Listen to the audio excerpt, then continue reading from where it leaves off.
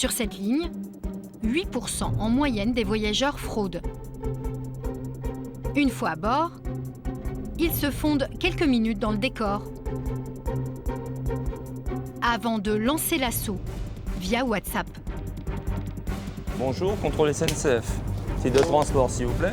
But avoué de la manœuvre, Bonjour, monsieur. Vous n'avez pas de titre de transport à me présenter? désarçonner le fraudeur pour l'inciter à régler immédiatement son amende.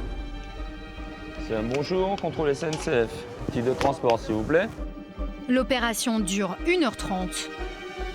Mais de retour au QG, le mode furtif n'a visiblement pas rempli toutes ses promesses.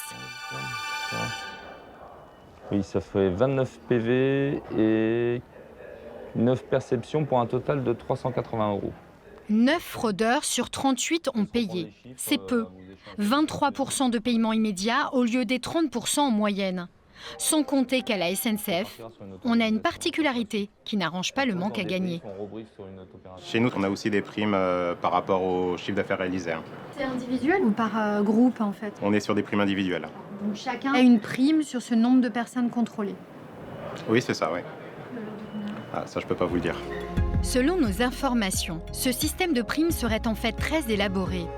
L'agent toucherait 10% de l'amende si le fraudeur paye immédiatement, sachant que l'amende est comprise entre 35 et 50 €. Dans le cas où il dresse un procès-verbal, par contre, il ne toucherait que 80 centimes, même si l'amende n'est jamais réglée. Or, à la SNCF, tout comme à la RATP, seuls 40% des amendes sont finalement payées.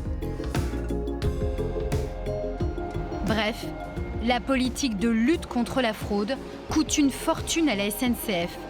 Rien qu'en région parisienne, cela représente plus de 60 millions d'euros. En 2016, la Cour des comptes s'était déjà alarmée de cette situation.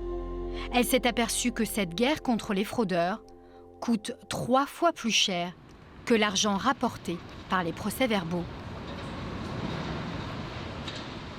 Cette situation surréaliste a déclenché la sonnette d'alarme jusqu'au banc de l'Assemblée nationale.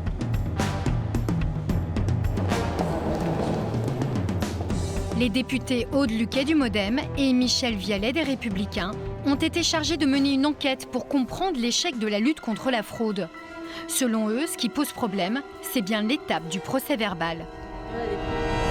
C'est clair que dès lors que l'on peut fournir un peu n'importe quel titre pouvant justifier son identité, on ne peut absolument pas être sûr de la fiabilisation de cette pièce-là.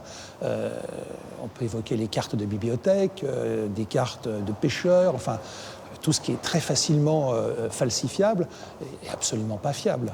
Carte de piscine, carte de bibliothèque, comme le dit Michel, c'est vrai qu'à un moment donné, on se dit mais qu'est-ce que ça veut dire? Et on s'aperçoit que ce problème-là génère une fraude très importante, puisque de toute façon, vous donnez n'importe quoi. À partir du moment où il y a votre nom, votre prénom, une photo, une adresse, c'est suffisant aujourd'hui.